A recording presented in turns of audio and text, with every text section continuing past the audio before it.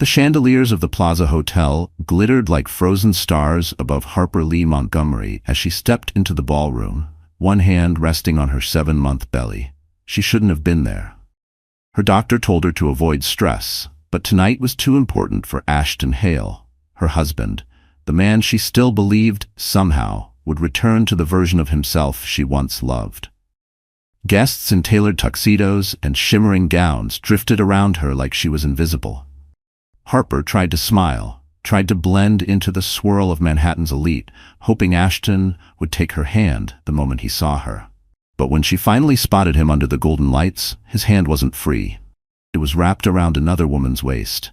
Janelle Grant, the PR girl Harper once hired for a holiday charity event. The woman who had been oddly present in Ashton's messages. The woman Harper had been told she was overthinking about. And then Harper saw it. The tiny bundle swaddled in white silk curled against Janelle's chest. A newborn. Her heart stopped. Her breath vanished. Every sound in the ballroom seemed to drown in slow, deafening silence. A board member whispered, "Is that Ashton's baby?" Another replied, "Janelle gave birth last week. I guess this confirms it." But Ashton didn't deny it. He didn't panic. He didn't even look ashamed. He stepped forward proudly, fixing his cufflinks like a man presenting a trophy. "Everyone," Ashton announced, voice echoing across the ballroom, "meet my son." Harper staggered back as though he'd struck her. The room tilted. Her baby, her unborn baby, kicked inside her as if reacting to her pain. Her eyes burned, but no tears came. The humiliation was too sharp, too sudden, too public. A camera flashed. Someone recorded. Another whispered, "His wife is right there. Pregnant." Her legs trembled. She tried to breathe, tried to steady herself on the marble pillar behind her, but the shame pressed down heavier than her own body. Janelle looked at Harper with a victorious smile. A smile that said, "I won." Harper's pulse roared in her ears. She wanted to scream. She wanted to run. She wanted Ashton to explain, but he didn't even look her way. He kissed Janelle's forehead, and the ballroom erupted in murmurs. A wave of heat washed over Harper. Her vision blurred. Her knees buckled. Someone reached toward her, but she didn't see who. Her body collapsed forward, and the last thing she heard before darkness swallowed her was Ashton's cold voice saying, "Someone get her out of here. She's making a scene." And then a voice she hadn't heard in years whispered her name, changing everything. "Harper?" The person kneeling beside her was the last man Ashton ever wanted to see. The world came back to Harper in fragments, soft beeping, a warm light, the faint scent of antiseptic. When her eyes opened, she wasn't in the Plaza Hotel anymore. She was in a private suite at Mount Sinai, her pulse monitor blinking beside her, her baby shifting gently inside her belly as if asking if she was still there. Harper Lee Montgomery had never imagined her life would crumble in front of strangers who drank champagne worth more than her monthly rent. She'd spent years building a name for herself as a luxury event coordinator. Los Angeles, Chicago, finally Manhattan. She was known for her calm, intelligent touch. A woman who made chaos look like choreography. Celebrities loved her. Corporate giants trusted her. Even billionaires admired her professionalism. But she gave all of that up the day Ashton asked her to slow down for the sake of their future family. He said he needed her. He said he wanted them to grow together. He said she worked too much. So she stepped back from the career she'd fought tooth and nail for. She moved into Ashton's penthouse with its glass walls overlooking the Hudson, its marble counters, its curated shelves of books he never read. She traded her planner for meal prepping, her design boards for laundry loads, her deadlines for doctor appointments. Harper didn't resent it. She thought marriage meant partnership. She thought love meant compromise. She thought Ashton was the man he pretended to be. She was wrong. Even before tonight, little signs had begun to crack their marriage. Ashton stayed later at work. He kept 2 phones. He said the stress of being CFO of Hale Dominion was killing him, that Harper didn't understand the pressure he carried. She tried. She always tried. But nothing prepared her for Janelle's baby in his arms. Nothing prepared her for the cruel words, "She's making a scene. Someone get her out." She pressed her hand to her chest, trying to steady the ache. The humiliation still stung, but beneath it was a deeper pain. The realization that the man she loved had been slipping away long before tonight. The door to her hospital suite opened quietly, and in stepped Elias Blackthorne. Tall, composed, sharp black suit.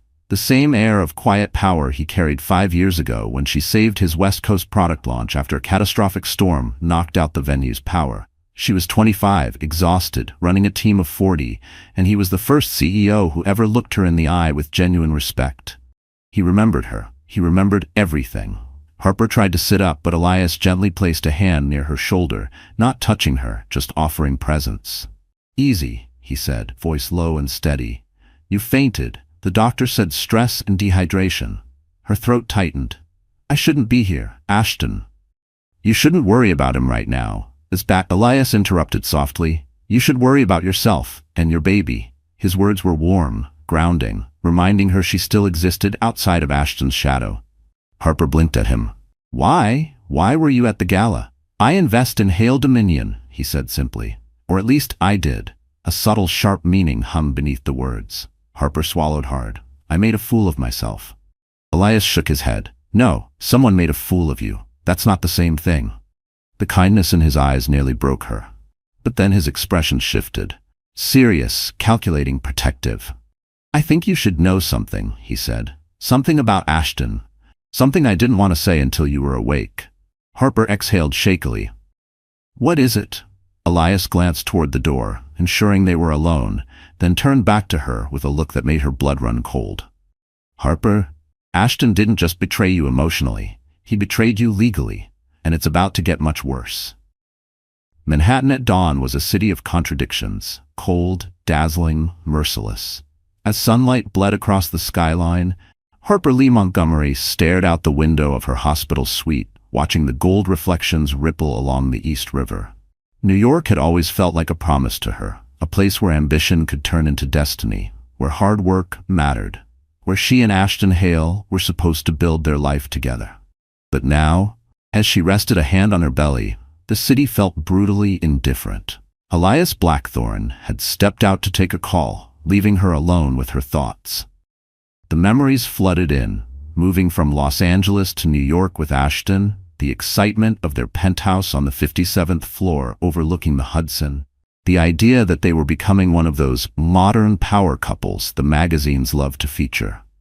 She remembered hosting holiday parties where the room glowed with soft jazz and candles, Ashton introducing her as the woman who keeps my world together.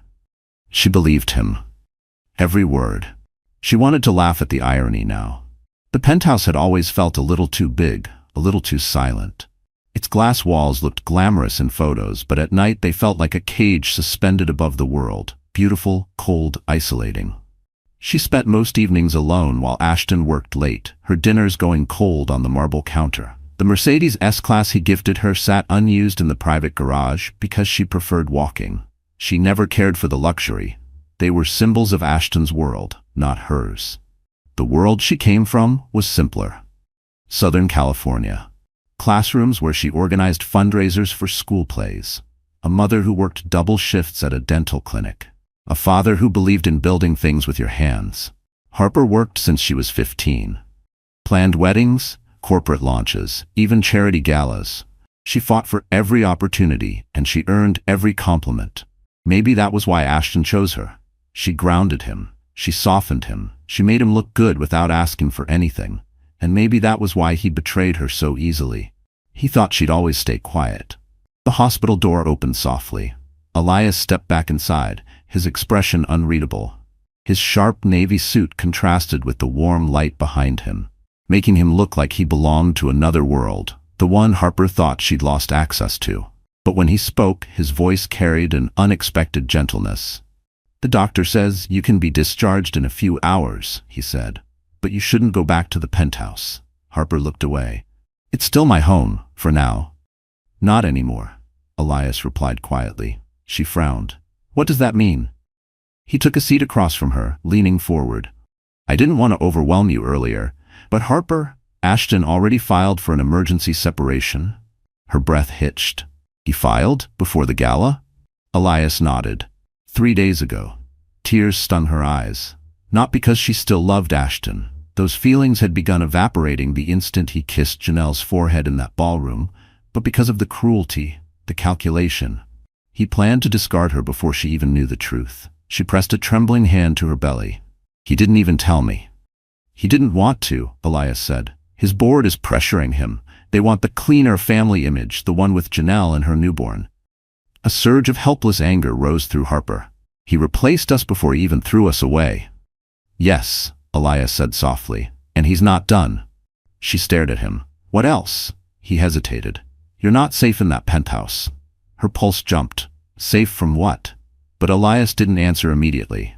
He stood and walked toward the window, the city glowing behind him. When he finally turned back, his face was grave. Because someone else has been in that penthouse, Harper, and they left something with your name on it. Something you need to see.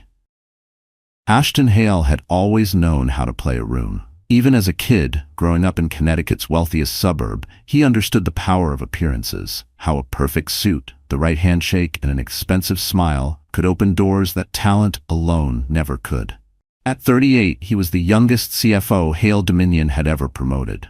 A man the board trusted, a man shareholders admired, a man the media called the Prince of Park Avenue, and he believed every word. To the outside world, Ashton was polished charm, but behind closed doors he was something colder, calculating, territorial, obsessed with legacy. Harper used to mistake that intensity as passion. She thought it meant he cared about building a future for them.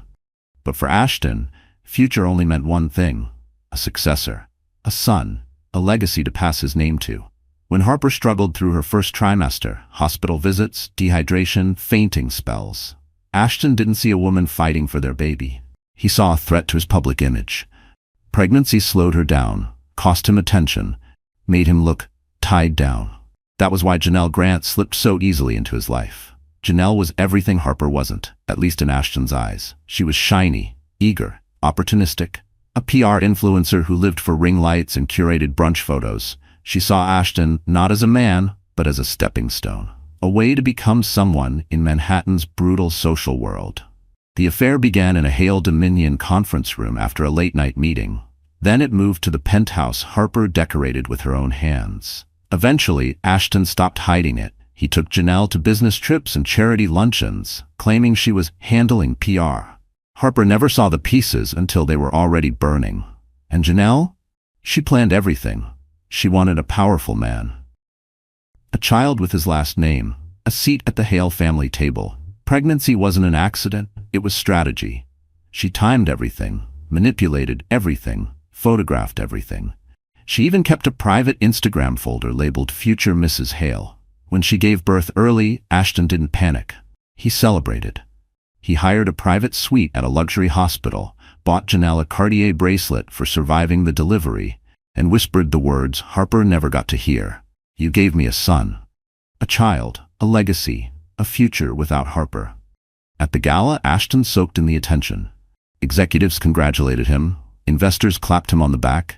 They called his newborn the future Hale Dominion president. Janelle played her role perfectly, crying the right amount, smiling at the cameras, letting her dress fall off one shoulder so the photographers could see the delicate diamond clasp Ashton bought her. But beneath her artificial sweetness was a vicious smirk, the kind she saved only for Harper. The kind that said, "Your time is up." Now, in the penthouse Harper once called home, Ashton stood at the floor-to-ceiling windows overlooking the Hudson, swirling a glass of bourbon. Janelle lounged on the Italian leather sofa, feeding the baby while scrolling through tabloids on her iPhone. "They're calling Harper a liability," Janelle said, flipping the screen toward him. "Good. Let the public bury her before she can speak." Ashton smirked. "She won't fight. She never does." Janelle's smile widened. "You forget? I know her better than you think." Ashton raised an eyebrow. "What does that mean?" Janelle shifted, lowering her voice. "It means I took care of something while you were busy with board meetings. Something that makes sure she can't ruin our future." Ashton froze. "Janelle, what did you do?" But before she could answer, the elevator dinged. Ashton turned. Standing there, holding an envelope with a white Hale Dominion seal, was the last person he expected. "Mr. Hale," the man said, "this was found in your bedroom, and you're not going to like what's inside." Because it had Harper's name on it. Harper had never imagined the city she once adored could feel so unforgiving. Manhattan's cold air sliced against her cheeks as Elias helped her into the black car waiting outside the hospital. The windows were tinted, the seats warm, the quiet hum of the engine smoothing her shaking breath. She still felt suspended, somewhere between disbelief and heartbreak, as if her body had been split into two worlds. The one she thought she lived in, and the brutal one she now occupied. "Where are we going?" she asked softly. Elias's tone stayed calm, patient. "There's something you need to see before you decide your next step." Harper didn't have the strength to argue. She leaned her head against the window, watching Park Avenue blur with lights and winter shadows. Her phone buzzed nonstop in her purse, messages from unknown numbers, headlines flashing with her name. She refused to look. But one notification slipped onto the screen, glowing despite her avoidance. Ashton Hale's wife suffers meltdown at gala as his mistress introduces newborn son. Harper's heart twisted. Her baby kicked at the sudden tension. She turned the phone face down. When the car slid to a stop, she lifted her head and saw the place she once considered sacred. Hale Dominion Tower. 59 floors of glass, steel, and arrogance. Ashton's kingdom. "Why here?" she whispered. "Because this is where the damage spread," Elias said, stepping out and offering his hand. Harper followed him through the private entrance, past a guard who bowed slightly to Elias, recognizing a man with more influence than Ashton ever had. They stepped into a silent corridor lined with glass plaques. At the far end, a set of double doors opened into the company's executive lounge. Inside, the room buzzed with muted conversations. Executives she had met at charity events stood in small circles whispering, their eyes flicking toward Harper with thinly veiled curiosity. It was like stepping into a storm of judgment. "What are we doing here?" she murmured to Elias, anxiety climbing her spine. "Listening," he replied. Before she could ask what he meant, a familiar voice sliced through the room. "Harper?" She turned. Riley Moore, her former best friend, stood near the bar holding a champagne flute. Riley, who used to braid her hair before dates. Riley, who cried at her wedding. Riley, who disappeared the moment rumors about Ashton began. "Wow," Riley said with a sugar-coating smile, scanning Harper's swollen belly and tired eyes. "You're up and walking already, stronger than Twitter makes you look." The executives nearby chuckled under their breath. Harper's chest tightened. "You're covering the story?" "Oh, honey," Riley said, stepping closer. "I'm breaking the story." Harper froze. "Riley, why?" "Because it's news, and because Janelle offered exclusive access." Riley sipped her drink casually. "Come on, Harp. You married a high-profile man. Scandal comes with the package." Elias stepped forward, the calm in his posture turning razor-sharp. "Ms. Moore, I suggest you lower your voice." Riley's eyes flicked up, momentarily intimidated, before she smirked. "And who are you exactly?" "The reason you should choose your next words very carefully," Elias replied, voice low enough to silence the entire room. Before Riley could respond, the elevator chimed. The doors opened, and out stepped Ashton Hale, holding Janelle's hand. A hush fell over the lounge like a drop of winter frost. Flashbulbs from hidden phones illuminated their entrance. Ashton straightened his suit, his eyes locking onto Harper with a look that wasn't guilt or regret, just annoyance. "Harper," he said sharply, "you shouldn't be here. You're embarrassing yourself again." The executives murmured. Janelle tightened her grip on Ashton's arm, lifting her chin triumphantly. Harper felt the world tilt. She opened her mouth to speak. But that was when the head of PR stormed into the room, face white as paper. He held a tablet trembling in his hands. "Mr. Hale," he choked, "we have a problem, a very big one." He turned the screen so the whole room could see, and Harper's heart dropped. It wasn't a headline. It wasn't a rumor. It was a video. Her video, recorded inside her bedroom. A video she never made, and one that could destroy everything Ashton thought he controlled. Harper's breath caught in her throat as the video played on the tablet, grainy, shaky, filmed in low light. The footage showed someone, a silhouette that looked like her, pacing the penthouse bedroom. The figure clutched their stomach, sobbing, shouting incoherent words. Lamps were knocked over, sheets torn, pillows shredded. The recording ended with the figure collapsing on the floor, screaming Ashton's name like a woman completely unhinged. Her name flashed across the bottom. Harper Montgomery, mental breakdown while pregnant. Her knees turned weak. "I never," Harper whispered, voice cracking. "That's not me. I'd never hurt myself. I'd never hurt my baby." But the room wasn't listening. Executives whispered behind their hands. Riley typed furiously into her phone. Janelle smirked like a cat that had cornered its prey. Ashton stepped forward, feigning a concerned sigh. Harper's been unstable for months. I've tried to get her help, but she refuses to admit she's not well. Harper stared at him, stunned. How could you say that? He didn't flinch. Because it's true, and now the board has proof. Elias moved in front of Harper like a shield. This video is fake, he said firmly. Badly staged. Anyone can see that. Riley scoffed. Thousands won't. Millions won't. The internet loves a meltdown story. The executives nodded grimly. The room was turning against her, hungry for scandal, too indifferent to see the cruelty unfolding. Harper's chest tightened. Her vision blurred at the edges. She felt heat climbing her spine, an overwhelming wave of humiliation, betrayal, fear, and heartbreak blending until she couldn't separate one from the next. Ashton looked at her the way a man looks at a problem, cold, calculating. Harper, for the baby's sake, you should step down from any public conflict. Go home, rest, I'll handle the fallout. Go home? She echoed, trembling. The home you threw me out of? He clenched his jaw. You left. I fainted, she snapped, voice breaking. You told them to get me out because I was making a scene. You kissed her while I was still standing there. Her voice cracked entirely. Her hands flew to her face as a sob tore through her. The baby moved inside her, a soft, frightened flutter. Elias caught her shoulders gently. Harper, breathe. Look at me. But she couldn't. She hadn't cried like this in years, not since her father's funeral. Not since she told Ashton she was pregnant and he simply nodded instead of smiling. She felt like she was drowning in a room full of people who wanted to watch.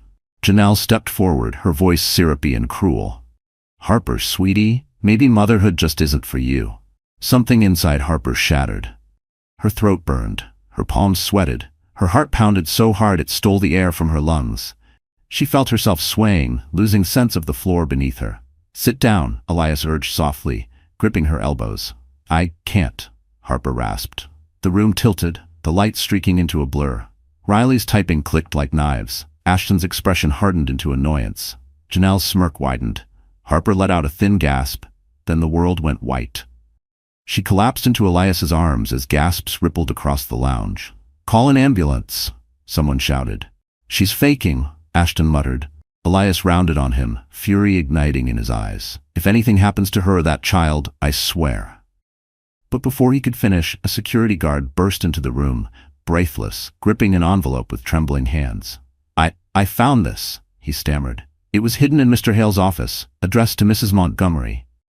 Elias snatched it, tore it open, scanned the contents, and his expression changed instantly. His face went stone cold.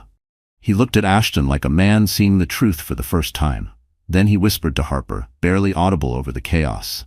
This changes everything. And Ashton is finished. Harper drifted in and out of consciousness as the paramedics rushed through the executive lounge, their voices sharp and urgent. She felt herself lifted onto a stretcher, cool air brushing her cheeks, her baby kicking weakly beneath her ribs. But through the haze, one image remained clear, Elias Blackthorne standing over her, clutching the envelope the guard had delivered. His jaw was set, his eyes burning with a fire she had never seen in him. Elias, what is it? Her voice was a whisper, thin as thread. He didn't answer right away. He looked torn, as if deciding whether the truth would protect her or break her further. Finally, he stepped closer, leaning down so only she could hear. Harper, that envelope, it contains proof that Ashton intended to legally remove you from his life before your baby was even born. Harper's breath staggered. He filed for separation. It's more than that, Elias said, his voice tightening. He filed a petition claiming you're mentally unstable. He requested emergency custody rights over the child you're carrying. The room spun. No, Harper whispered, tears gathering hot and sudden. He couldn't. He did, Elias said, anger rippling beneath every word. And he planned to use that fake video to make the board, and a judge, believe it. A paramedic gently pressed an oxygen mask to Harper's face, urging her to breathe, but air felt like needles in her lungs. Ashton stepped forward now, trying to mask his panic with arrogance. Elias, you don't understand. Harper needs supervision. She's fragile. I was only trying to protect my child. Your child? Elias snapped, You mean the child you've already tried to erase from every formal document? The one you plan to take away from its own mother? Ashton's facade cracked. He grabbed Janelle's hand as if needing backup, but she looked uneasy now, her earlier confidence unraveling. Riley filmed everything from the corner. Elias lifted the documents from the envelope. I'm sure the board and the media would be thrilled to see this petition. You lied to them. You lied to Harper. You used corporate resources to prepare legal action against your own pregnant wife. The board members murmured in shock. Someone whispered, "Is this grounds for removal?" Another said, "This is a PR nightmare." Ashton lunged forward. "Give me that. That's confidential." "It was in your office," Elias cut in coldly. "Accessible to anyone who walked in. You can thank your mistress for that." Janelle's head jerked up. "What? I didn't." "Oh, didn't you?" Elias asked sharply. "Then explain why the guard saw you leaving the office 15 minutes before the envelope was found." Janelle's face drained of color. I was looking for my phone." The lie was too flimsy. Everyone saw it. Harper felt another contraction of fear, but this one wasn't from stress, it was realization. Janelle had tried to frame her, sabotage her, maybe even provoke something worse. The paramedics prepared to wheel her toward the elevator, but Harper reached out weakly, grasping Elias's wrist. Why are you helping me?" she asked. Elias knelt beside her, his voice softened, but his eyes stayed fierce. "Because I know what it's like to love someone who turns into a stranger, and because you once saved me from a disaster I couldn't fix myself."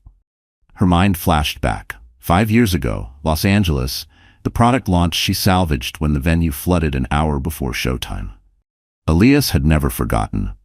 He lowered his voice even more. "And because I can't stand by and watch a good woman get destroyed." Harper swallowed hard, overwhelmed by pain, fear, and something unfamiliar, hope. The elevator doors slid open. "We're taking her down," a paramedic called. But just before they pushed the stretcher inside, another guard sprinted toward the group, panting. Panic etched across his face. "Mr. Blackthorne, you need to see this," he shouted. There's another video." Elias stiffened. "Another?" "Yes, and this one doesn't show Harper." Everyone froze. The guard held out his phone. Elias pressed play. The screen lit up with the unmistakable face of Janelle Grant, crying, shaking, whispering into the camera. "If something happens to Harper, it wasn't an accident." Gasps exploded in the room. Janelle's eyes widened in horror. Harper's heart slammed once against her ribs, and Ashton finally realized he wasn't in control anymore. Not even close. The next 48 hours moved like a storm, fast, violent, and impossible to ignore. Harper remained at Mount Sinai under observation while doctors monitored her stress levels and her baby's heartbeat. For the first time in months, she was surrounded not by Ashton's demands or Janelle's shadow, but by silence and steady breathing monitors. Elias visited twice a day, never lingering too long, never touching her without permission, but always making sure she felt safe. That alone felt revolutionary. On the third morning, Harper woke with her hand resting on her belly and a strange, unexpected clarity in her mind. She wasn't broken. She wasn't weak. She wasn't the trembling woman from the fake video. She was Harper Lee Montgomery, the girl from California who built her career from scratch. The woman who survived betrayal in front of an entire ballroom. The mother protecting a child who deserved better than Ashton Hale. When the doctor cleared her for discharge, Elias was already waiting in the hallway, his coat draped over his arm. "You don't have to go back to the penthouse," he said gently. Harper lifted her chin. "I know." He studied her face, noticing the shift in her expression. "You're different today." "I'm done falling apart," she replied. "I'm not running anymore. I'm rebuilding." Elias nodded, almost proud. "Then let's get you a place that belongs to you." The car took them to Soho, where Elias owned a private loft reserved for visiting designers and executives. Sunlight streamed through tall windows, illuminating cream brick walls and polished floors. The loft smelled faintly of cedar, lavender, and safety. "It's yours for as long as you need it," Elias said. Harper ran her fingers across a marble countertop. Simple, elegant, nothing like the cold, museum-like penthouse Ashton flaunted. "It's beautiful," she whispered. "It's a blank space," Elias said. "Just like your life. And you can design both however you want." Those words struck something deep inside her. For the first time, she allowed herself to imagine a life that didn't orbit around Ashton Hale's ego. A life where she could work again, maybe even reclaim her passion. Her baby kicked softly, almost as if agreeing. Later, while Harper showered, washing away the remnants of humiliation and hospital air, she saw herself in the mirror. Wet hair clinging to her cheeks, eyes still tired but shining with something new. Resolve. She dried her hair, put on a soft sweater Elias had left folded on the dresser, and walked into the main room where he waited, reviewing something on his MacBook Pro. He looked up, and for a second, just a second, he forgot to breathe. Gone was the trembling woman from the gala. Standing before him was a woman with fire in her spine, a woman ready to rise. "Harper," he said slowly, "I have something for you." He handed her a leather portfolio. Inside it were photos, documents, and a business proposal. "What is this?" "A project," Elias said. "A major one, a new luxury venue opening on Park Avenue, and I want you to lead the events division for the launch." Harper blinked. "Me? You saved a multi-million-dollar product launch for me once," Elias said. "You're the best planner I've ever seen, and Ashton didn't get to take that away from you." Her throat tightened, not with sadness this time, but something almost like gratitude. Something like purpose. She closed the portfolio. "When do I start?" "Immediately," Elias said. "If you're ready." "I am," she whispered, more than ever. But before Elias could respond, his phone buzzed. He glanced at the screen and his expression darkened. "What is it?" Harper asked. He hesitated, then looked straight into her eyes. "It's Ashton," Elias said. "He's on his way here, and he's not coming alone." Harper stood frozen, her fingers still resting on the portfolio Elias had given her. The loft, so calm, so warm moments earlier, now felt charged with electric tension. "Ashton is coming here?" she asked quietly. Elias nodded once, jaw tightening. "And he's bringing a lawyer." "And?" "Janelle." Harper's stomach twisted. "Why now?" "Because he's losing control," Elias replied. "He knows that petition getting exposed could cost him everything. He wants to intimidate you before things spiral." A knock thundered against the door. Harper flinched. Elias stepped forward immediately, positioning himself between her and the entrance. "Stay behind me," he murmured. The pounding grew louder. "Harper?" Ashton's voice roared from the other side. "Open the door. We need to talk. Now." Harper inhaled shakily. She rested a protective hand on her belly. "I don't want to see him." "You don't have to," Elias said, and there was steel in his voice. "This is your space, your life. He doesn't get to walk in just because he feels like it." He opened the door only a few inches, just enough to block entry. Ashton pushed forward immediately, but Elias's palm met his chest like an unmovable wall. "You don't have permission to enter," Elias said coldly. Ashton's eyes flared with entitlement. "That's my wife in there.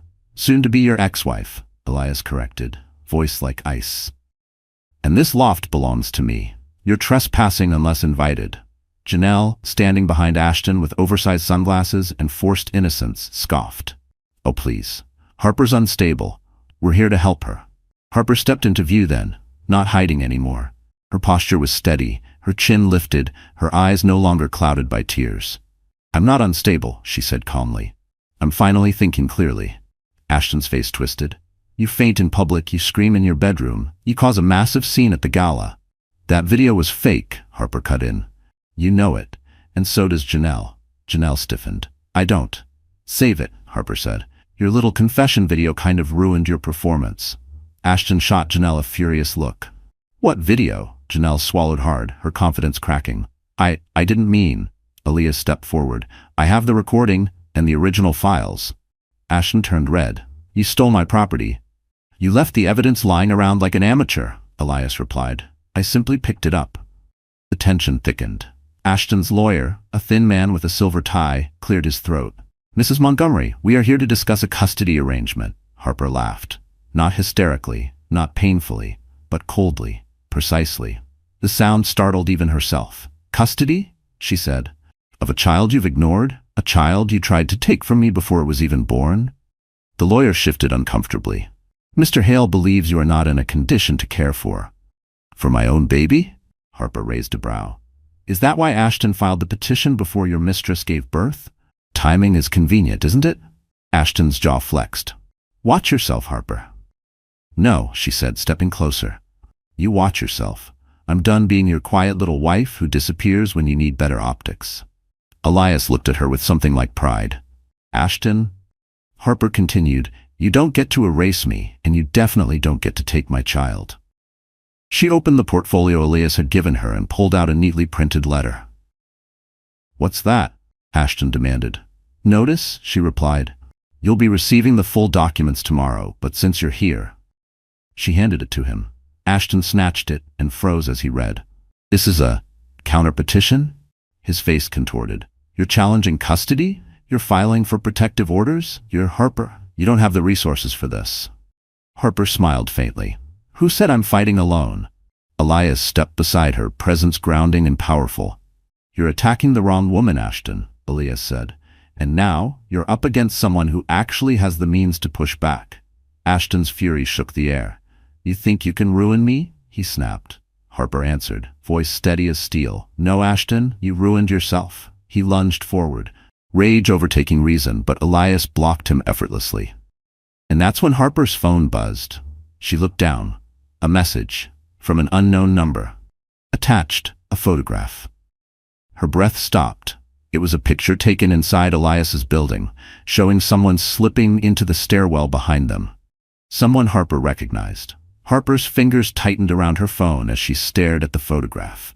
Grainy, taken from a security camera in the hallway outside the loft. The figure slipping into the stairwell wore a hooded coat, head down, but Harper recognized the posture instantly.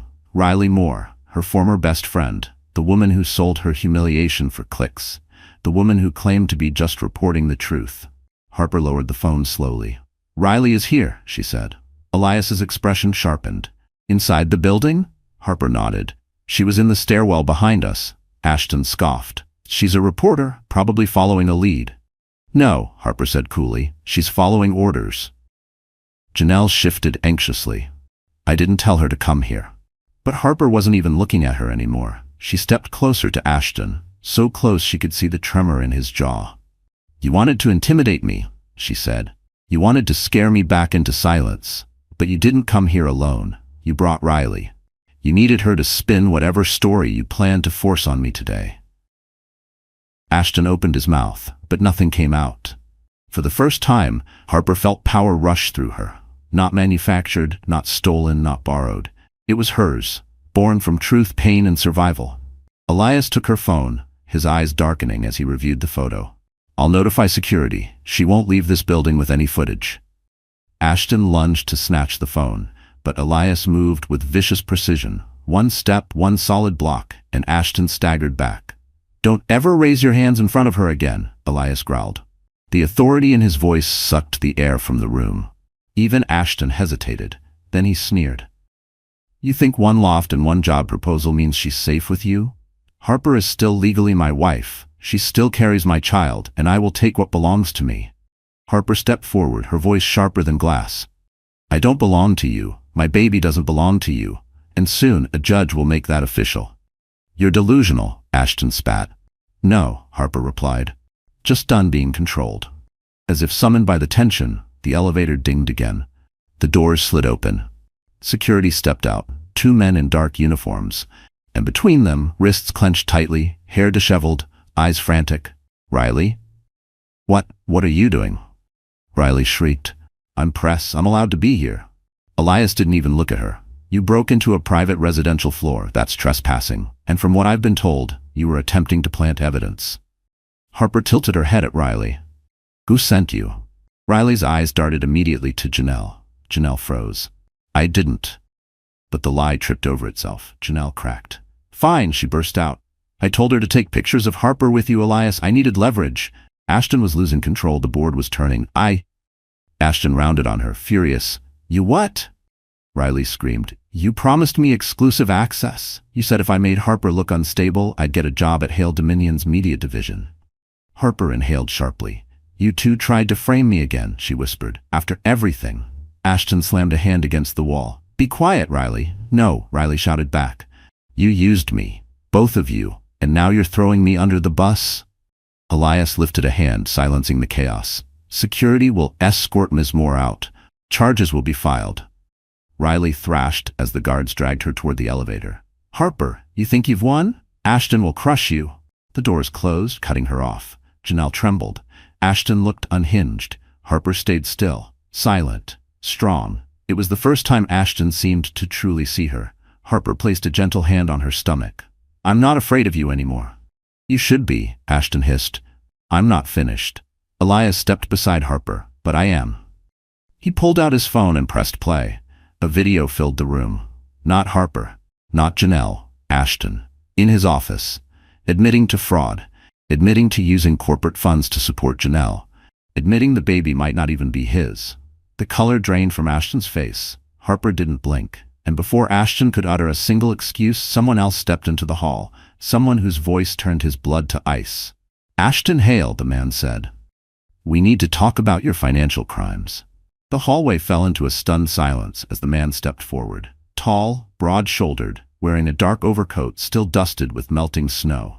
His badge flashed under the loft's warm lights. U.S. Securities and Exchange Commission. Ashton Hale's complexion turned the color of wet ash. What are you doing here? Ashton stammered. This is a private build. The agent cut him off with a raised hand. Mr. Hale, my name is Agent Cole Donovan with the SEC. We've received multiple complaints and newly surfaced video evidence regarding embezzlement within Hale Dominion. We also have records of corporate funds being funneled into private accounts. Specifically, accounts belonging to Miss Janelle Grant. Harper watched Ashton's face collapse. First into shock, then fury, then something that looked disturbingly close to fear. That's ridiculous, Ashton snapped.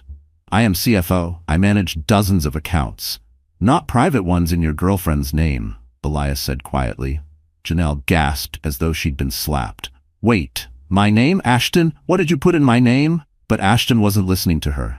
His eyes were locked on the agent. You can't just burst in here without a warrant. Agent Donovan reached into his coat and produced a neatly folded document. I have one, Elias exhaled softly. And that's checkmate. Harper felt her heart pound. Not from fear this time, but from an indescribable sense of justice finally cracking through the surface. Ashton's lawyer grabbed his arm. We need to leave. Now. No one is leaving just yet, Agent Donovan said firmly. We have questions for both Mr. Hale and Miss Grant. Janelle backed away like a cornered animal. I didn't know. I swear. I thought the money was for PR. He told me it was a corporate fund. Is that why you bought the Cartier bracelet? Elias asked flatly. Or the penthouse furniture? Or the first-class tickets to Miami? Janelle's mouth fell open. Elias continued. You two left a digital trail so obvious, a college intern could have traced it. Ashton lashed out. You set me up. You've been after my company for years. You want Hale Dominion to collapse so you can buy the pieces. Elias didn't blink. I don't need your company. Your incompetence is destroying it perfectly fine on its own. A ripple of laughter escaped Harper before she could stop it. Soft, disbelieving, almost cathartic. Ashton's head whipped toward her like he'd forgotten she was still there. You, he hissed, did this to me. Harper stepped forward, her voice calm, steady, deadly. No, Ashton, you did this to yourself. The lies, the affair, the fake video, trying to take my child, the fraud. All your choices. Agent Donovan added, speaking of the child, we'll also need to confirm parentage. Your mistress filed medical bills under Hale Dominion's insurance, but hospital records list the father as unknown. Care to explain that discrepancy? The hallway erupted into whispers. Ashton's jaw dropped. Janelle threw up her hands, panicked. I didn't know which name to put. It was complicated. Complicated, Ashton roared. That baby could belong to someone else, Elias finished. The silence that followed was heavy enough to crush concrete. Harper rested a hand on her belly, the baby shifting gently beneath her palm. For the first time since the gala, she felt safe, protected, seen. Agent Donovan's voice broke through the tension. Mr. Hale, I need you to come with me. Ashton turned, wild-eyed. Harper, tell them this is all a misunderstanding. Tell them I'm still the father. Tell them. Harper's face softened, but not with sympathy. With goodbye. You lost the right to ask anything from me the moment you tried to take my child, she said quietly. I owe you nothing. Ashton lunged toward her, desperate, broken, but security blocked him instantly. Janelle cried out as another agent approached her. Do I need a lawyer? Yes, Elias answered for her. A very good one. The elevator opened, ready to drag Ashton into the consequences he had thought he'd never face. He shot one last look at Harper, angry, betrayed, and terrified. "This isn't over," he snarled. Harper didn't flinch. "Yes, Ashton, it is." The doors slid shut. Elias exhaled slowly, stepping beside her. "You okay?" Harper finally let her shoulders drop. "I think I will be." But before either could breathe, Elias's phone buzzed. He looked at the screen, and his expression darkened instantly. "Harper," he said, "you need to sit down." She swallowed. "What is it?" Elias turned the phone toward her. A headline had gone viral, featuring a photo of her, and the caption read, "Harper Lee Montgomery, the woman who brought down Hail Dominion." Harper stared at Elias's phone, her pulse thundering in her ears. The headline glowed like a flare in the dark. Harper Montgomery, the woman who brought down Hail Dominion. Beneath it was a photo of her, taken at the hospital, her hair undone, her face pale, eyes swollen from tears. Vulnerable, exposed. Not the woman she was becoming, but the one she had been forced to be. Her stomach tightened. "Why would they use that picture?" she whispered. "Because vulnerability sells," Elias said quietly, "and because they don't know the whole story yet." Harper felt the baby shift under her hand, sensing her tension. She inhaled slowly, grounding herself. "Is this going to hurt my custody case?" she asked. Elias shook his head. "No. If anything, Ashton's downfall helps you, but it does put a spotlight on you. People will watch everything you do now." Her throat tightened. "I don't want the world to see me like this." Elias stepped closer, lowering his voice. "Then let them see who you really are. Let them see strength." Before Harper could respond, the elevator dinged again. This time, instead of agents or security, it was Maya Donovan, Elias's head of communications. Sharp suit, sharper mind. She carried a laptop under her arm, her expression tense. "Elias," she said, "the story's spreading like wildfire. Financial blogs, business networks, mother forums, gossip sites, everyone's picking it up, and they're attacking Harper's mental health video. Some think it's real." Harper's breath caught. "No. They're calling you unstable," Maya continued, scrolling through feeds. "Others think you're a mastermind who staged your own victimhood. There's sympathy, but also doubt. People don't know what to believe." Harper swallowed the panic rising in her throat. "What do we do?" "We get ahead of the story," Maya said. "Not with pity, with truth." Elias nodded.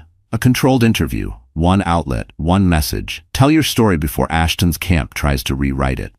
Harper's hands trembled slightly, but she steadied them. "I'm not a celebrity, I'm just me."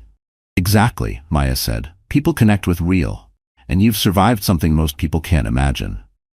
Harper hesitated, but then she remembered the fake video, Janelle's betrayal, Riley's stalking, Ashton's cold eyes at the plaza. She straightened her spine. "Okay," she said, "let's do it, but only if I speak on my terms." Elias smiled faintly. "That's the only way we'll do it." Maya sat at the kitchen island, opening her laptop. "I'll start drafting the narrative." As she typed, Harper paced to the wide windows. Manhattan stretched below her like a glittering map of memories. Pain, hope, rebirth. She had come here to build a life. Ashton tried to destroy it, but she wasn't done. Elias approached quietly. "You're handling this with more strength than most CEOs I've seen." Harper looked at him. "I don't feel strong. I feel tired." "You can be both," he said softly. "Strength doesn't mean you don't break. It means you rebuild." His words warmed something deep in her chest. Suddenly Maya's phone buzzed sharply. She picked it up, eyes widening. "Oh no." Harper tensed. "What happened now?" Maya swallowed. "A new leak. Someone sent the press a photo of you and Elias at the hospital. They're claiming the two of you were romantically involved before your marriage collapsed." Harper's blood ran cold. "That's a lie. We weren't." "I know," Maya said. "But the timing is bad, and the person who leaked it—" She slowly turned her screen toward Harper. The sender's name was clear as daylight. Janelle Grant. Harper's heartbeat twisted into something sharp and fierce. "She still thinks she can control the narrative," Harper said, her voice low, "even with Ashton being dragged out by the SEC." Elias's expression hardened. Not for long. But before he could say another word, the loft's intercom crackled. A voice came through, frantic, breathless. "This is the front desk. Miss Montgomery, you have a visitor demanding to see you. She's refusing to leave." Harper's pulse jumped. The doorman continued. "It's Janelle, and she's holding the baby." Harper froze. For a moment, she wasn't in the safety of Elias's loft anymore. She was back in the plaza ballroom, the chandelier lights blurring, Janelle's triumphant smile searing her heart like acid. But now the stakes were different. Higher. Sharper. This time, Janelle wasn't holding a Cartier bracelet or Ashton's arm. She was holding a baby. Harper steadied her breath. "Why is she here?" Elias spoke to the intercom, voice firm. "Don't let her up. Call security and—" But Harper touched his arm. "No, let her come up." Both Elias and Maya whipped their heads toward her. "Harper, that's not safe," Elias said. "She'll keep leaking stories until she gets what she wants," Harper replied, jaw tightening. "Running won't stop her. Hiding won't stop her. I want this to end." "Ending it doesn't mean walking into a trap," Elias warned. Harper looked him straight in the eyes, calm, clear, resolute. "I'm done being afraid of her." Elias searched her expression, then inhaled slowly. "Fine, but I'm not leaving your side," Maya added, "and I'm recording everything." The elevator's soft ding echoed down the hallway like a warning bell. The doors slid open. Janelle Grant stood there, face red, mascara streaked, hair unbrushed. Her expensive coat hung crookedly over one shoulder, and in her arms, swaddled in a pale blue blanket, was the baby she used to weaponize. But something was wrong. The baby was crying, violently, desperately. Janelle didn't look triumphant anymore. She looked terrified. "Harper," she gasped, stepping into the loft. You have to help me." Harper stiffened. "Help you?" Janelle nodded frantically. Please, I didn't know who else to go to." Maya whispered under her breath. "This is weird." Elias moved slightly forward, protective. "What's going on?" Janelle clutched the baby tighter. "They're looking for me." "Who?" Harper asked, voice steady. Janelle's lips trembled. "Ashton's people, the ones he hired to clean up his mess. The ones who know about the money, about the fake video, about everything." Harper's breath caught. "Ashton's people? They think I'll talk. They think I'll turn on him," Janelle continued, voice shaking.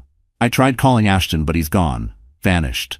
His apartment is barricaded, his phone is off, and now, I think they're following me." Harper exchanged a tense look with Elias. Janelle stepped closer, desperate. "Harper, you're the only person left who doesn't want something from me. Ashton hates me. Riley betrayed me. His board despises me. The press is destroying me. You might be the last person who won't let something bad happen to my child." Harper's chest tightened.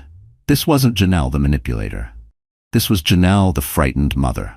But fear didn't erase the cruelty she had inflicted. It didn't erase the humiliation, or the danger she had caused Harper and her unborn child. Harper steadied herself.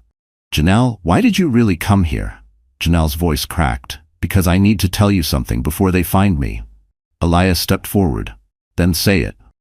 Janelle looked at Harper, eyes wide, wet, pleading. "The video of you, the fake breakdown video, I wasn't the one who filmed it." Harper felt a chill crawl up her spine. "Then who?" Janelle swallowed hard. "It was Riley. She was the one in your bedroom. She staged everything, and Ashton paid her to do it." Harper's heart dropped. She had suspected betrayal, but not like this. Not from the woman she once trusted with every secret. Elias's expression darkened. "You'd better not be lying." "I'm not," Janelle whispered. "And there's more. Something else you need to know. Something about what Ashton planned next." Harper's breath trembled. What was he planning? But before Janelle could answer, her baby shrieked, louder, sharper, panicked. Janelle looked down at him and screamed. The baby's blanket slipped. A small bruise marked his arm. Elias's face drained of color. "That bruise, how did he get that?" Janelle sobbed. "I don't know. I swear I don't know. But they were in my building. They were watching. They said the baby wasn't safe with me. They said—" The loft lights flickered. Maya jumped. "The power." Elias spun toward the window. A black SUV had pulled up outside. Multiple figures stepped out. Janelle backed away, gripping the baby. "They found me," she whispered. "Harper, they found us." For a long moment, no one in the loft moved. The baby's frantic cry echoed against the exposed brick, bouncing between the high ceilings and the floor-to-ceiling windows. Outside, the black SUV idled silently, headlights slicing through the falling snow. Figures, tall, broad-shouldered, faces hidden beneath hoods, stood still as statues. It felt like time itself was holding its breath. Elias reacted first. He turned to Maya. "Lock the doors, now." Maya sprinted to the panel near the kitchen wall and hit the security override. The metallic thud of reinforced locks sliding into place echoed through the loft. Elias grabbed his phone and dialed a private security line so quickly it looked instinctual, like a reflex owned from years of dealing with corporate threats. Harper's pulse raced as she stepped toward Janelle, who was shaking violently. "Janelle, look at me. How long have they been following you?" Janelle clutched the baby closer, her voice trembling. 3 days. It started after Ashton disappeared. One of them approached me in the parking garage. He said I held assets Ashton didn't want going public. Assets? Maya muttered. He meant evidence. But Harper's attention snapped back to the bruise on the baby's tiny arm. Janelle, did someone touch him? Did someone try to take him? Tears spilled down Janelle's cheeks. I fell asleep last night, just for a minute. When I woke up he was screaming, and that mark wasn't there before. Harper's heart twisted. She wasn't holding her own child, but she felt the instinctive rage of a mother all the same. "You should have gone to the police. They don't listen to women like me," Janelle cried. "And Ashton made sure I'd look crazy if I ever turned on him. But Harper..." She stepped closer. "Harper, Ashton had a plan, one that involved you." Elias moved between them. "Tell us exactly what you know." Janelle wiped her face with trembling fingers. "Before he disappeared, Ashton said he needed to clean up the narrative, that you were becoming a liability, Harper. That if the public didn't believe you were unstable, he'd give them proof." A chill shot down Harper's spine. "What does that mean?" Janelle looked sick. "He had someone ready to stage an incident, something that would confirm the fake video, something to take custody from you permanently." Harper's breath faltered. "He was going to hurt me?" Janelle nodded desperately. "He said if you got hospitalized long enough, the courts would rule in his favor." Elias's hands curled into fists, knuckles white. "I swear to God." Maya cut in, voice clipped. "We need law enforcement here. Immediately." "I already called my team," Elias said. "But they're 10 minutes out." Harper turned slowly toward the windows. The figures outside hadn't moved, but their presence felt heavier now, as if they were waiting for a signal, as if they knew they had limited time before Elias's security arrived. Janelle's voice cracked. "Harper, I didn't know it would go this far. I didn't know they'd come after me, or the baby." Harper forced herself to stay steady, breathing through the panic rising in her throat. "What else did Ashton tell you? What else is coming?" Janelle hesitated. "You need to say it," Harper whispered. Janelle looked up, eyes red and terrified. Ashton wasn't planning to run. He was planning to disappear temporarily until his team removed the loose ends. "Harper..." He said there were 2 loose ends. Harper's skin went cold. "Who?" "You." Janelle's voice broke. "And me," Maya gasped. "So he's tying up loose ends by sending people after both of you?" Janelle sobbed harder. "They won't stop until they find what Ashton left behind." Elias stepped forward. "Left behind? Where?" Janelle swallowed. In the penthouse." Harper stiffened. "What did he hide there?" Janelle's hands shook so violently she nearly dropped the baby. "A hard drive," she whispered, "with everything. All the crimes, the money, the affair, the manipulation, the video. And something else, something even more dangerous." Harper's heart slammed against her ribs. "What's on it?" Janelle met her eyes, voice trembling like glass. "Proof that the baby you're carrying was never supposed to survive." The room went silent. So silent that Harper wasn't sure she was still breathing. Janelle's words echoed in her skull like a bell struck too hard. "Proof that the baby you're carrying was never supposed to survive." For a moment the world tilted, the floor slipping somewhere beneath her sense of reality. Elias stepped forward instinctively, one hand hovering near Harper's arm but not touching, waiting to catch her if she fell, but giving her the dignity to stand on her own. Harper forced her breath to steady. "Explain," she whispered. "Now." Janelle clutched the crying baby tighter, her knuckles white. Her mascara streaked further down her cheeks as she spoke. "Before the gala, before everything collapsed, Ashton met with someone, a consultant. He said they were experts in crisis control. I overheard him during a phone call. He said he needed an insurance plan in case you didn't stay quiet." Harper's stomach twisted. "What kind of insurance plan?" Elias asked, though the horror in his voice said he already knew. Janelle hesitated, trembling. "He said, if Harper had a medical emergency, one bad enough to discredit her, he could claim full custody. And if..." Her voice cracked. "If something went wrong with the pregnancy, no one would blame him." Harper felt a coldness sweep down her arms. He wanted something to happen to me? Or the baby? Janelle nodded miserably. He hired people who could make it look like stress-induced complications, a staged fall, a missing railing near the stairs, even switching medication. Harper pressed a hand to her mouth, trying not to retch. Maya whispered, "Oh my God." Elias stepped fully in front of Harper now, his frame hard as steel. "You're telling me Ashton planned to harm her unborn child just to protect his reputation?" "Yes." Janelle covered her face, crying harder. "He said if the baby didn't make it, he'd start fresh with me. With a son he could actually control. I didn't want to believe him. I thought he was angry, talking big. I told myself he'd never go that far." Harper's voice cracked. "And you still stayed?" "I was scared," Janelle cried, "and stupid, and greedy. I thought he loved me. I thought the baby would give me a future. I didn't know he was capable of this." Snowflakes tapped softly against the window. Outside, the men by the SUV still stood motionless, dark figures waiting for a cue. Harper wrapped both arms around her belly, instinctively shielding her child. "Why are they here now?" "Because," Janelle whispered, "they think the hard drive is in my possession, and they know Ashton's world is collapsing. They want to destroy anything that could incriminate them before the SEC raids the penthouse." Maya typed rapidly on her phone. "I'm checking. Yes, reports say Ashton missed his hearing. He's vanished from custody. They think someone helped him escape." "Who?" Elias asked. Janelle swallowed. "His brother, Dylan. He always cleaned up Ashton's messes." Harper closed her eyes. Dylan, the silent, brooding shadow at family events. The one who watched everything without speaking. The one who never liked her. Elias paced toward the window, analyzing the figures below. "We don't have much time before they make a move. We have to protect Harper and the baby first." Harper lifted her chin. "And the hard drive?" Janelle pulled in a shaking breath. "It's hidden in the penthouse, inside Ashton's private study, behind the photograph of his father." Elias cursed under his breath. "That building's crawling with risk now," Maya said. "Getting it means walking directly into a trap." Harper felt her fear transform, slowly like ice melting into a quiet, powerful current. "But we need that drive to end this." Elias looked at her. "Harper, you don't need to risk your life for evidence. My security can handle it." She shook her head. "Ashton destroyed my reputation, tried to take my child, and almost ruined my future.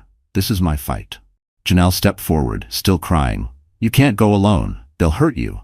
"I'm not alone," Harper said, meeting Elias's gaze. Before anyone could respond, the building lights flickered again, harder this time.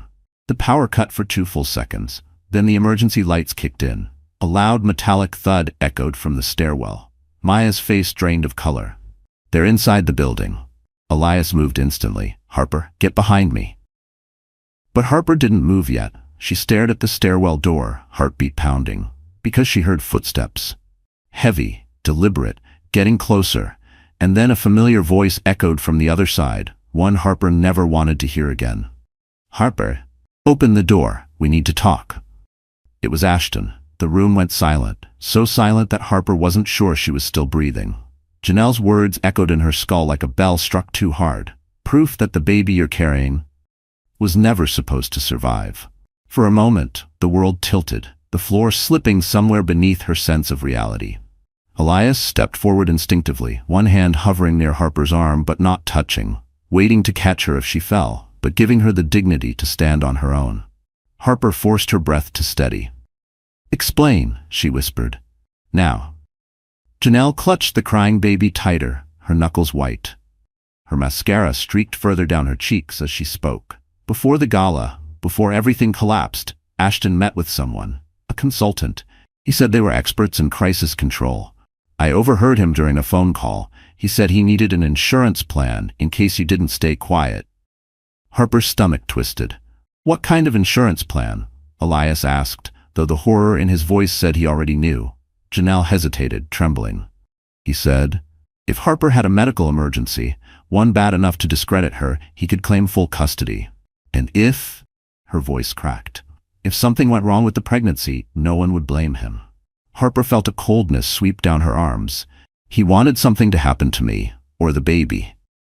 Janelle nodded miserably. He hired people who could make it look like stress-induced complications, a staged fall, a missing railing near the stairs, even switching medication. Harper pressed a hand to her mouth, trying not to retch. Maya whispered, "Oh my God." Elias stepped fully in front of Harper now, his frame hard as steel. "You're telling me Ashton planned to harm her unborn child just to protect his reputation?" "Yes." Janelle covered her face, crying harder. "He said if the baby didn't make it, he'd start fresh with me, with a son he could actually control." I didn't want to believe him. I thought he was angry, talking big. I told myself he'd never go that far. Harper's voice cracked. "And you still stayed." "I was scared," Janelle cried. "And stupid and greedy. I thought he loved me. I thought the baby would give me a future. I didn't know he was capable of this." Snowflakes tapped softly against the window. Outside, the men by the SUV still stood motionless, dark figures waiting for a cue. Harper wrapped both arms around her belly, instinctively shielding her child. "Why are they here now?" "Because," Janelle whispered, "they think the hard drive is in my possession, and they know Ashton's world is collapsing. They want to destroy anything that could incriminate them before the SEC raids the penthouse." Maya typed rapidly on her phone. "I'm checking. Yes. Reports say Ashton missed his hearing. He's vanished from custody. They think someone helped him escape." "Who?" Elias asked. Janelle swallowed. "His brother. Dylan. He always cleaned up Ashton's messes." Harper closed her eyes. "Dylan? The silent, brooding shadow at family events. The one who watched everything without speaking. The one who never liked her." Elias paced toward the window, analyzing the figures below. "We don't have much time before they make a move. We have to protect Harper and the baby first." Harper lifted her chin. "And the hard drive." Janelle pulled in a shaking breath. "It's hidden in the penthouse, inside Ashton's private study, behind the photograph of his father." Elias cursed under his breath. "That building's crawling with risk now," Maya said. "Getting it means walking directly into a trap." Harper felt her fear transform. Slowly, like ice melting into a quiet, powerful current. "But we need that drive to end this." Elias looked at her. "Harper, you don't need to risk your life for evidence. My security can handle it." She shook her head. "Ashton destroyed my reputation, tried to take my child, and almost ruined my future. This is my fight." Janelle stepped forward, still crying. "You can't go alone. They'll hurt you." "I'm not alone," Harper said, meeting Elias's gaze. Before anyone could respond, the building lights flickered again, harder this time. The power cut for 2 full seconds. Then the emergency lights kicked in. A loud metallic thud echoed from the stairwell. Maya's face drained of color. "They're inside the building." Elias moved instantly. "Harper, get behind me." But Harper didn't move yet. She stared at the stairwell door, heartbeat pounding, because she heard footsteps. Heavy, deliberate, getting closer. And then a familiar voice echoed from the other side, one Harper never wanted to hear again. "Harper, open the door. We need to talk." It was Ashton. The stairwell door shook under a heavy fist. "Harper," Ashton's voice growled, muffled but unmistakably sharp. "Open this door, right now." Harper's pulse pounded in her ears. She found herself instinctively pressing a hand to her stomach, drawing a slow breath. Protective, steady, ready. Janelle's baby whimpered in her arms again, sensing the tension. Maya stood frozen by the kitchen island, phone clutched tightly as she whispered to Elias's private security line. Elias moved toward the door, every muscle in his frame shifting with controlled precision, like a man ready for a war he had already prepared to win. Another slam. "Harper," Ashton shouted more forcefully, "you have 5 seconds before I break this door down." Elias stepped closer to her and lowered his voice. "He's not stable. You're not going near that door." But Harper didn't step back. She stood exactly where she was. Yes, afraid, yes, shaking, but anchored by something stronger than fear. Resolve. "I need to face him," she whispered. Elias shook his head. "Not like this." Another slam came, louder this time. "Harper, listen to me," Ashton barked. "We can fix this. I can make everything go away. Just open the damn door." Janelle flinched. "He's desperate. He never talks like that unless he's cornered." Harper swallowed hard, her voice barely audible. "He knows the SEC is coming for him." "He knows more than that," Janelle whispered. "He knows his father's trust fund has been frozen. He has nowhere to go." The stairwell door rattled violently again. Harper felt her baby kick, frightened, unsettled. She touched her stomach, grounding herself with a slow inhale. "I won't let him near us," she murmured. But Ashton wasn't just slamming anymore. Now his tone had changed, dark, pleading, almost manic. "Harper, please," he said. "You're my wife, my future. You're carrying my child. Don't do this." Harper froze, because something about the way he said "my child" felt wrong. "There's someone with him," Elias whispered suddenly, analyzing the shadows under the door. "One pair of footsteps? No, two." "Two?" Maya echoed, eyes widening. Who would still help him now? A new voice answered from behind the door, the voice Harper dreaded almost as much as Ashton's. "Harper," it said smoothly. "It's Dylan. Let us in." Harper's breath caught. Dylan Hale, Ashton's brother. The shadow that lingered at all family gatherings, silent, watchful, loyal only to blood. He was the one who made problems disappear. The one who always stood behind Ashton like a second spine. Elias swore under his breath. This just became twice as dangerous. Ashton slammed the door again. "Harper, last chance." "No," Harper said softly but firmly. "I'm not letting you in." Silence. A long, chilling silence. Then Dylan's voice cut through the air like a blade.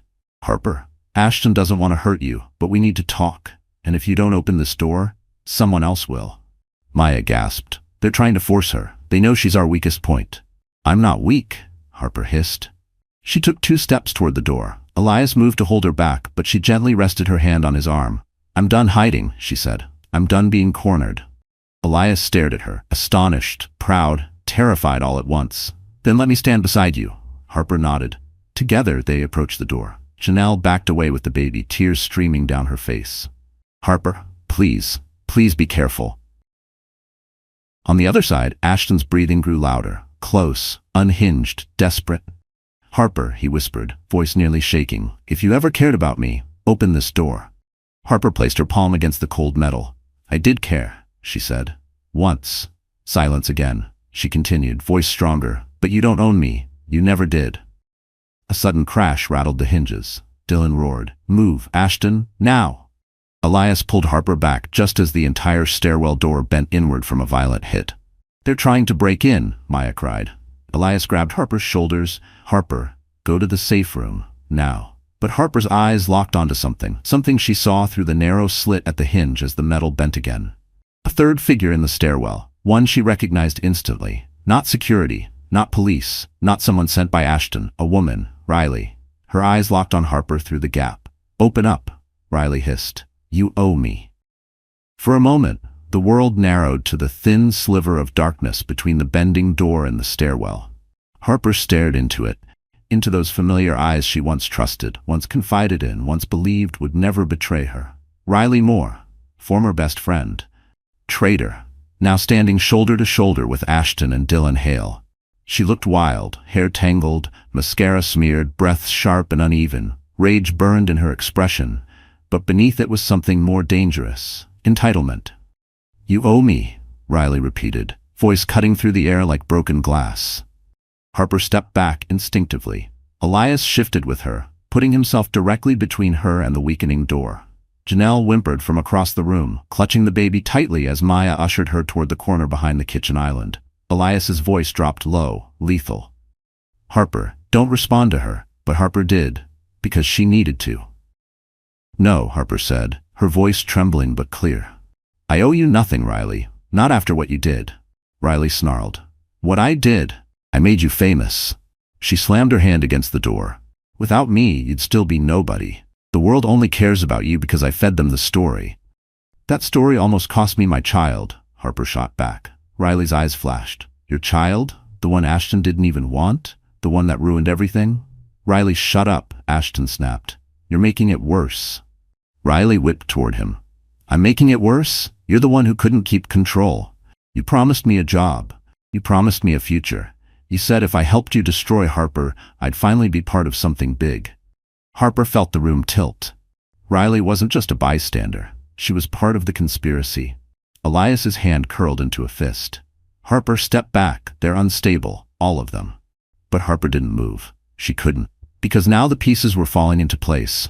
Every rumor, every leak, every shadow in the hallway. Riley had been there all along. "Why?" Harper whispered. "Why would you do this to me?" Riley laughed bitterly, pressing her forehead to the bending door. "Because you had everything, Harper, and you still acted like you didn't deserve it." She pounded again, hard enough to jolt the hinges. You had Ashton. You had the marriage. You had the baby. And you never looked back at the people you left behind. I never left you, Harper cried. You walked away the moment Ashton gave you attention. Riley's eyes flickered with shame, but only for a second. He told me I was better than you. He told me I deserved to be on the inside. He lied, Elias said sharply, like he lies to everyone. Dylan's harsh voice boomed behind the door. Enough talking, move. Before anyone could react, the door bent inward nearly an inch. Janelle screamed. Maya dialed frantically. The security team is still 4 minutes out. Elias's jaw tightened. He positioned himself directly in front of Harper, ready to shield her with his entire body. Harper, he murmured, go to the safe room, please. But Harper shook her head slowly. I won't run from him again. The stairwell door creaked ominously, metal shrieking against metal. Ashton shouted, if you don't open this door, I swear. You'll what? Harper cut in, voice suddenly steady, powerful. Hurt me? Hurt the baby, just like you planned? Silence. Then Ashton growled, you don't know anything.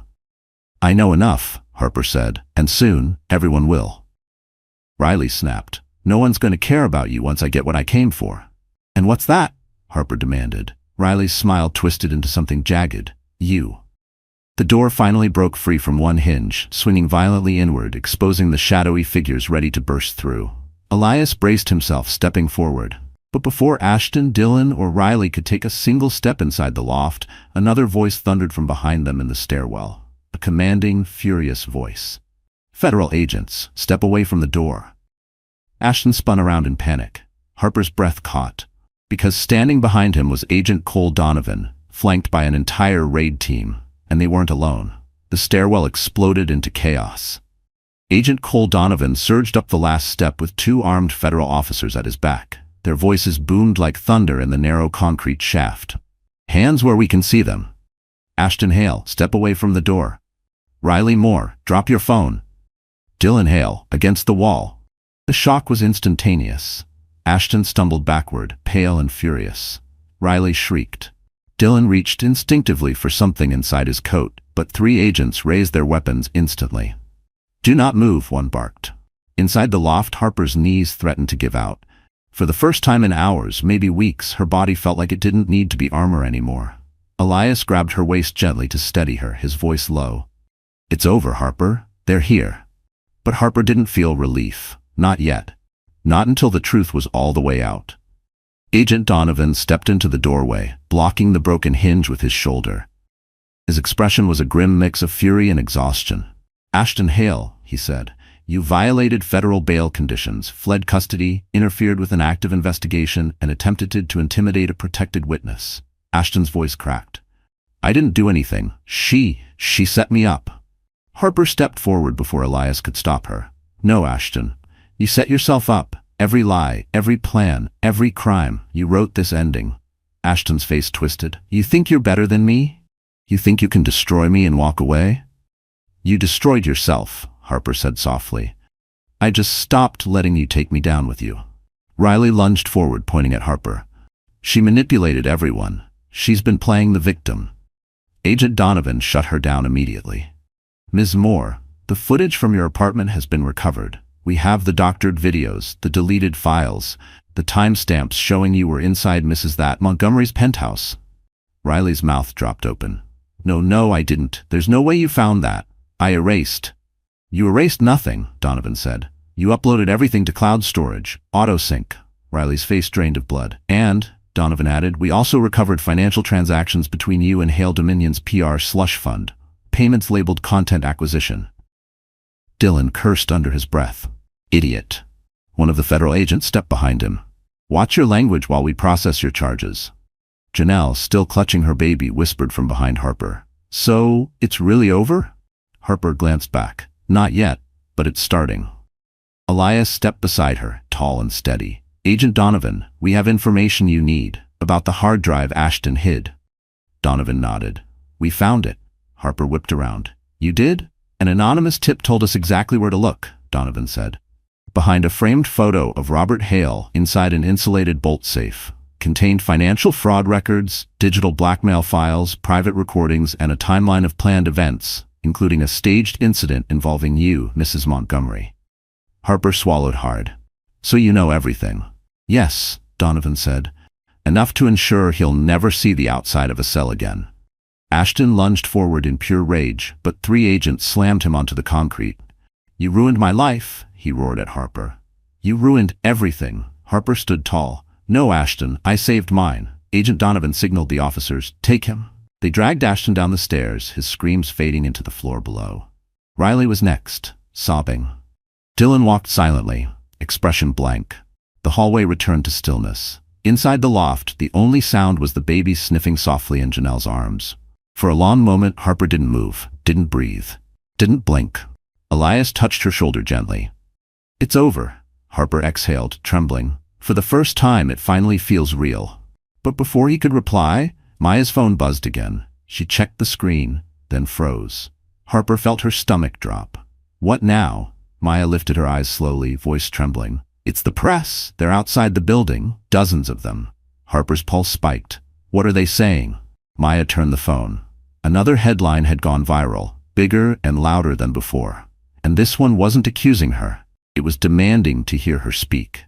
Harper Montgomery, the woman America wants answers from. The loft felt too small now, too bright, too loud, even in its silence. Harper stood by the tall window, staring down at the crowd growing outside. Reporters gathered like a restless tide, lights from their cameras flashing across the sidewalk like a storm of artificial lightning. Satellite vans lined the street. People held phones overhead, streaming live. Commentators shouted into microphones. Her name filled the air. Harper Montgomery. The woman who brought down Hale Dominion. The wife who exposed corruption. The mother fighting to protect her unborn child. Harper watched the chaos, one hand resting protectively on her stomach. I didn't ask for any of this, she whispered. Elias stepped beside her, calm but solid, his voice gentle. No one asks for a storm, but some people survive it, and some rise because of it. She turned toward him, eyes soft but tired. I'm not a celebrity. I'm not a politician. I'm just me. That's exactly why people want to hear you, Elias said. Because you're real. Because you've lived something they recognize. Betrayal, humiliation, fear, and now, courage. Behind them, Maya typed furiously at the kitchen counter. We can manage this, she said. If we control the message, we guide the narrative. But if we stay silent, they'll fill the gaps themselves.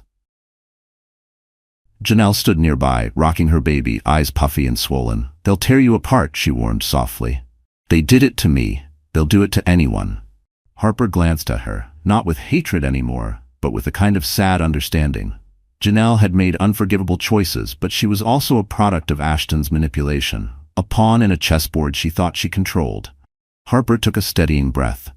What would I even say? Maya looked up. The truth, exactly as it happened, what Ashton did, how he manipulated everyone, what he planned for you and your baby. Harper's chest tightened.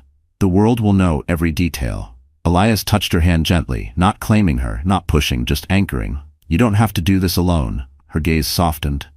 I know. For the first time since the nightmare began, Harper felt something strange flicker inside her. Hope. A quiet, trembling hope that she might rebuild her name, her future, her life, on her own terms. But then something else struck her. What about the baby? Harper whispered. And Janelle's son? If the media twists this, they won't leave the kids alone. Janelle nodded, tears rising. They'll make them headlines. Maya answered gently. We can protect their identities, and yours, but only if we get ahead of the narrative now. Harper placed a hand to her heart. I don't want my child to grow up under Ashton's shadow, or under this scandal. You're not raising them in a shadow, Elias said. You're raising them in the light you're choosing. Harper inhaled slowly, deeply. She thought of the gala, her body collapsing while the world watched her humiliation. She thought of the hospital, her child's heartbeat thundering against fear. She thought of the loft, where she had begun to reclaim herself. And suddenly, she knew. She wasn't speaking for fame. She wasn't speaking for revenge. She was speaking for her child. And for every woman who had been silenced by a man like Ashton Hale. Harper lifted her chin. I'll do it, but on one condition. Maya blinked. Name it. I speak live, Harper said firmly. No editing, no twisting, no cutting my words. The world hears exactly what happened, exactly how it happened. Elias smiled slowly, proud, impressed. Live it is. Maya grabbed her phone. I'll set up a controlled press conference in the building lobby. Security will handle access. Janelle whispered, They're not going to be kind, Harper. I'm not asking them to be, Harper replied. I'm asking them to listen. Maya hurried toward the elevator to coordinate logistics. Janelle sat on the couch, comforting her baby. Elias reached for Harper's coat. But just as he helped her slip her arm through the sleeve, a loud buzz cut through the room. The building intercom crackled. We have a situation, the doorman said urgently. A man is trying to push his way into the lobby. He says he needs to speak to Miss Montgomery before the press does. Harper stiffened. Who is it? The doorman hesitated, then answered. He says his name is Dylan Hale, and he claims he knows something about Ashton you haven't heard yet. The lobby of Elias's building buzzed with tension as Harper stepped out of the elevator, surrounded by security. Reporters pressed against the glass doors outside, microphones poised, cameras aimed, voices rising in chaotic waves. But inside, the air was still, charged, waiting. Dylan Hale stood near the reception desk, hands cuffed in front of him. 2 federal officers kept him contained, but he didn't fight. He didn't shout like Ashton, didn't deny or threaten. He just looked tired, defeated, human. Harper approached him slowly. Why did you ask for me? She said. Dylan lifted his eyes, icy gray, so much like Ashton's, yet emptier. Because I'm done. I'm done cleaning up his messes, done pretending he can be saved. Harper swallowed. What do you want from me? Nothing, Dylan answered. I came to give you the truth, all of it. He nodded to an agent who handed Harper a sealed envelope, thick, heavy. What is this? She asked. Evidence Ashton didn't know I kept, Dylan said. He thought I destroyed it. I didn't. I saw what he planned for you, for the baby, and even I couldn't stomach it. Harper's hand shook as she opened the envelope. Inside were bank transfers, private messages, a contract for a hired consultant, and a chilling note from Ashton himself, written in his handwriting. If Harper becomes a liability, handle it quietly. She cannot jeopardize the heir. Harper's breath hitched. Elias stepped closer, his hand hovering protectively near her back. Dylan continued, voice low and broken. I'm not asking for forgiveness. Just make sure the world knows the truth, not for Ashton's sake, for yours. Federal agents escorted him away moments later. Harper stood still, holding the envelope to her chest, trembling, not from fear, but from the weight of final clarity. Everything Ashton had hidden was now in her hands. Elias gently touched her shoulder. You ready? Harper nodded. She wasn't the woman who fainted at the gala. She wasn't the woman who begged for Ashton's attention. She wasn't the woman who broke under pressure. She was the woman who survived. And now she was the woman who would speak. The building lobby transformed into a controlled press environment. Cameras lined one side. Reporters stood behind ropes. Security formed a barrier around Harper as she stepped toward the microphone. Elias only a few steps behind. Flashbulbs burst. Voices flew. Questions erupted. Harper lifted a hand, and the room went silent. She inhaled slowly. My name is Harper Lee Montgomery, she began. And for the first time, I'm telling my story in my own voice.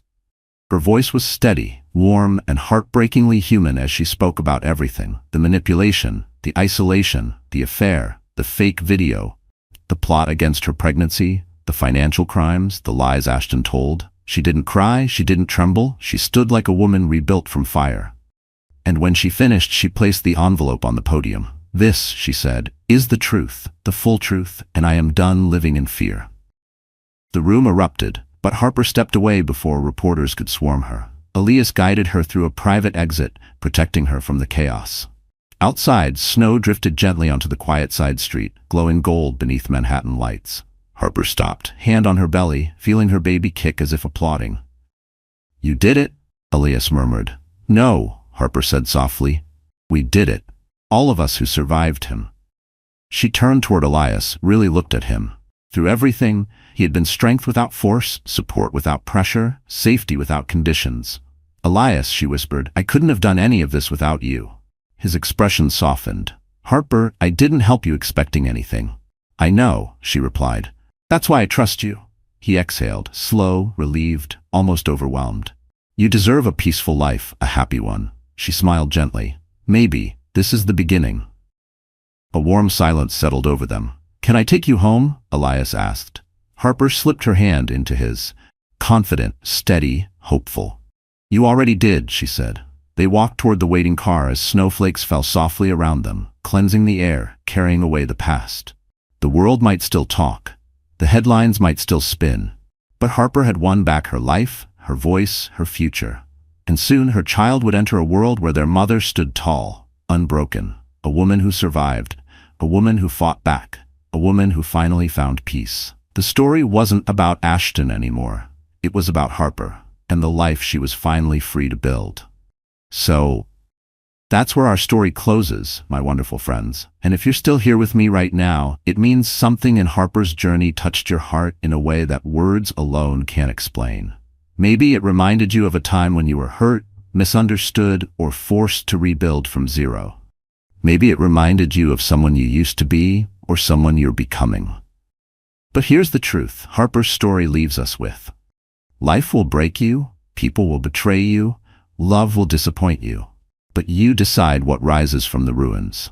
Like the Stoic Marcus Aurelius once wrote, "The obstacle is the way." Every wound Harper carried became the very force that set her free. And that's something every one of us can hold on to. So if you're watching this and you're fighting your own battles, remember, you're stronger than the storm around you. Healing isn't loud. It's quiet, steady, and deeply personal. If this story moved you even a little, don't forget to like, share, and subscribe. It helps these messages reach someone who might need them tonight. And maybe that someone is closer than you think.